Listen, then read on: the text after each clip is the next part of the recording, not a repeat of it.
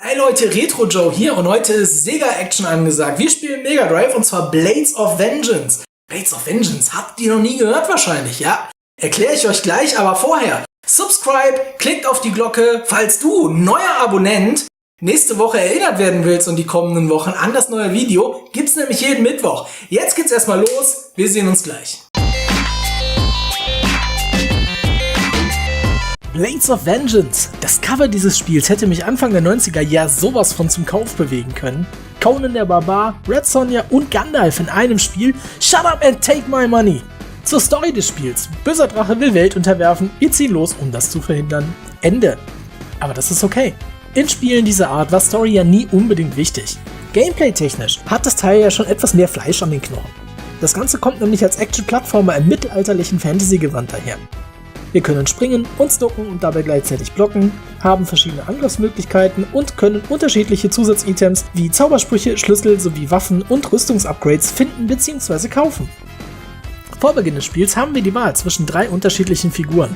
Eine leicht bekleidete Jägerin, die sich am agilsten der 3 Helden spielt, mit einem Säbel bewaffnet und tödlichem Nahkampf, die nach dem Rüstungsupgrade ihre Klinge gegen eine Armbrust tauscht und so zum Fernkämpfer wird. Ein furchteinflößender Barbar, der He-Man und Conan alle Ehre macht und mit seiner Streitaxt keinen Feind verschont. Und einen alten Tatterkreis, der schon zu Beginn auf Fernkampf setzt mit seinem Zauberstab und Projektile verschießt. Einmal die Figur gewählt, behaltet ihr diese für den Rest des Spiels. Ein lustiger Charaktertausch zwischen den Leveln wird hier nicht geboten. Namen sind in Blade of Vengeance Schall und Rauch. Lediglich der Endboss Manax wird namentlich erwähnt. Vor jedem Level steigt Gott, oder zumindest ein weiterer weißbärtiger alter Mann, der deutlich größer ist als wir, aus den Wolken hernieder, um uns unseren nächsten Auftrag zu erteilen, und dann geht's auch schon los mit der Action. Die Levels sind dabei relativ weitläufig und bieten einiges an Erkundungsspielraum und dazu jede Menge Kanonenfutter.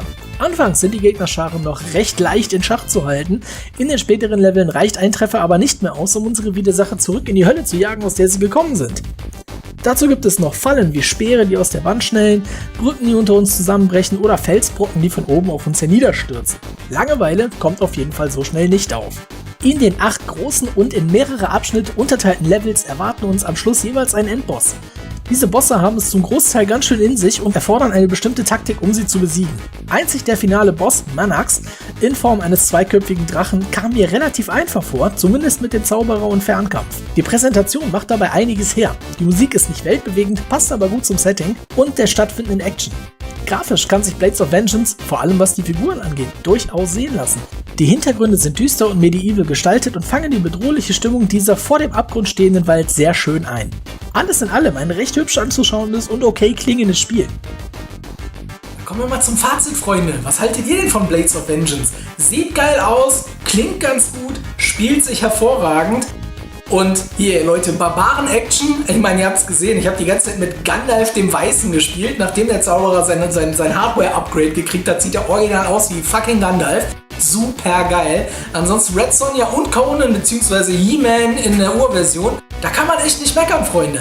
Wenn ihr das Ding irgendwann mal auf dem Flohmarkt oder auf einer Börse oder so seht, Preise gehen bei eBay jetzt gerade so ab 50 € aufwärts. Wenn ihr es für weniger findet, nehmt es auf jeden Fall mit. Blades of Vengeance, richtig geil. Das taugt einiges und das muss ich unbedingt irgendwann in meine Kollektion aufnehmen.